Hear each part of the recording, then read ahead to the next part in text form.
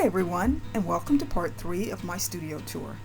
In this segment, we will be taking a look at how I've used part of my outdoor area on the side of my studio, and I've set it up as an area where I can dye my rust and indigo fabrics without making a mess inside my studio.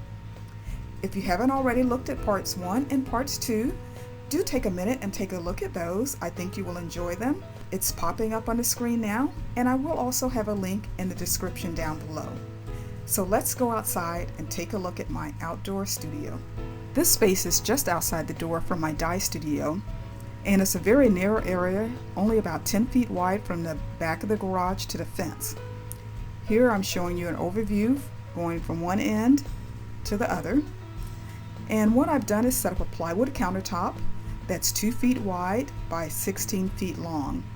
So I basically purchased a sheet of plywood, cut it in half, and it's supported by cabinets and drawers that I purchased from Walmart.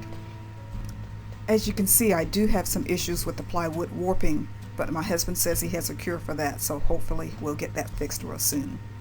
Here you have a better view of the drawers and the cabinets that I have the plywood sitting on, and here is a quick view of my dye pots and my propane burners. This is what I use when I need a lot of heat for some of my dyeing processes. Underneath the stairwell that leads up to the apartment, I have a washer, and this is what I use for washing out my dyed fabrics. I do not use my home washer, especially for my rust and indigo fabrics, because they leave a lot of residue inside the washer drum, and I don't want that transferring to any of my fabrics. So I purchased a used old school washer and slid it here underneath the stairwell. Now it's somewhat protected from the elements, but eventually I do plan on making a slip cover for it out of a plastic coated drop cloth that will help protect it even more. And here's a closer view of those propane burners and my very large dye pots. That very large pot you see on the end there and the burner next to it, a friend of mine found that at a garage sale for only $40. Now that's a steal. That pot will hold a lot of fabric and a lot of dye. Now, nestled underneath that pot is a smaller pot, but still very large, that a friend gave me because she no longer needed it, and so she asked if I could use it. And it seems that my studio has become the dye studio within my circle, so almost all of the dye equipment is housed here in my studio. And here's a closer view so that you can see just how large this pot is. I wonder what this pot was originally used for. If you have any ideas, leave me a comment down below. I'd appreciate knowing what it was originally used for. Now what I find amazing is that I'm actually using propane, because for a number of years I was terrified of it and I swore I would never use it. But here I am using propane burners, not one, but two, and using it to dye fabrics. And here you can get a better view of the issues that I'm having with the plywood warping. It was worse than this, but my husband put the strip of wood on top and that helped, but it didn't completely solve the problem. So we will have to take another look at this and see if we can't fix it. I'm sure we can, it's just a matter of coming up with the right solution. Above the countertop I have this decorative metal shelf, and this is wonderful for drying out my silk screens or any other items that I need to lay out here and have them dry out and not sit on the countertop. I've used this piece all throughout my house, and now it serves me very well in my outdoor studio. This is one of the plastic outdoor drawer units that I purchased at Walmart, and I wasn't sure about it, didn't know if it would hold up well, but so far it seemed to be holding up quite well, and I'm really happy with it. That light colored cabinet you see next to it is where I keep all of my echo printing supplies. Now I don't do a lot of echo printing, it's something I do occasionally, but I like to have all of the supplies for the echo printing in one central location. And keeping it in this cabinet in the outdoor studio keeps it out of my way but accessible when I need it. As you can see, I left some space between the drawer unit and the echo printing cabinet, and that gives me room to slide other things in, such as water and vinegar and other items that I use for my rust and indigo dyeing. Now let's take a look inside the drawers. Here I have some coffee filters from an old coffee machine that I no longer use. I use those filters and rust on them. And this next drawer, I just have some other items. And you see that plastic tub there that's got all that dirt on it. One of the reasons I went to these drawers is because the previous setup I had, everything was open to the elements, and it just got filthy dirty, so dirty that I didn't want to use it. But these drawers are really working out great. I was worried about water getting inside, but so far that hasn't been an issue. The other type of storage unit I have is a cabinet. It's made for the outdoors, and it had a lot of great reviews. I purchased this from Walmart online, and I will put a link in the description below.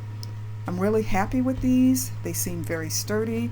They don't seem to be buckling from the weight of the plywood, and so far I haven't gotten a lot of water or dirt inside. And here's a quick view inside. I just keep a lot of things that I use in my rusted indigo dyeing, and it's really, really, really nice to have everything protected from the elements and not covered, completely covered with a layer of grime and dirt. I just love it. I actually have 2 of these cabinets, and I left a space between them so that I could stash other items that I use. These are some jugs of vinegar and some of my rust water that I use with my rust dyeing. And more space between the cabinets, this time holding tubs and bricks. Inside the cabinet, here I have some of my rusty metal coffee cans. These items are great for rusting on fabric. The hardest part is finding coffee that comes in metal cans these days. There are still a few, so if you're interested in that, do take a look around. And more storage between the cabinets. I like to use every bit of available space that I have. On top of the countertop, I have a very small selection of my rusty metal pieces. I just finished rusting some t-shirts, so I'm just leaving them here so they can dry out before I use them again. Just on the other side of that decorative metal gate is my indigo dyeing area. So let's go on around and take a look at it. First, I have this red metal cabinet. It's more of a file drawer / cabinet thingy that I keep a lot of my indigo dyeing implements in. And this white garbage can you see is my actual indigo vat. I was somewhat concerned about the metal vat corroding and my indigo solution leaking out all over the place, so I did take and I sealed every seam with a waterproofed sealant on the inside and the outside, and so far no problems.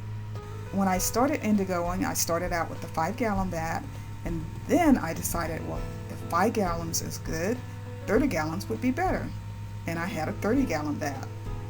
I dyed a few large pieces, but I realized I really wasn't into dyeing very large pieces like that, so I got rid of the vat, and now I have an 11-gallon vat, somewhat of a compromise.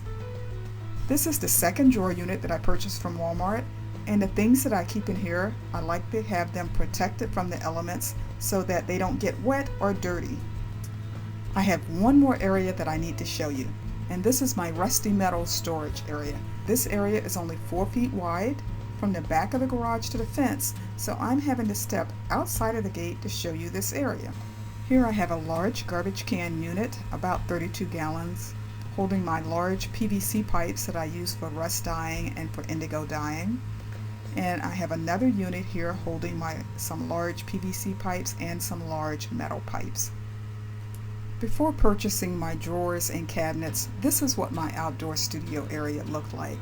I used a lot of cement block bricks, stacked them up to the height I needed them, and then I used these plastic storage shelving units for a countertop surface. And everything was exposed to the elements. And I live in the middle of a city on a busy street, and everything just got filthy, filthy, filthy. I still have this set up for my rust storage area, but I'm hoping one day to purchase some more cabinets and drawers for this area. At the short end of the fence, I have a storage shed where I keep some garden supplies and some more rust supplies that I want to keep out of the elements.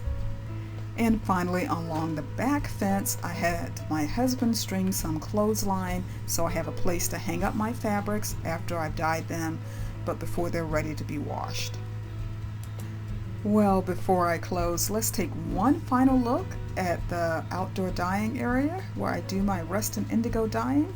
I hope you've enjoyed this series on my studio tour, and as I said, if you haven't viewed part 1 and part 2, do take a look at those. I think you will enjoy them. And if you have a moment, I'd like to know what was your favorite part of this entire studio series.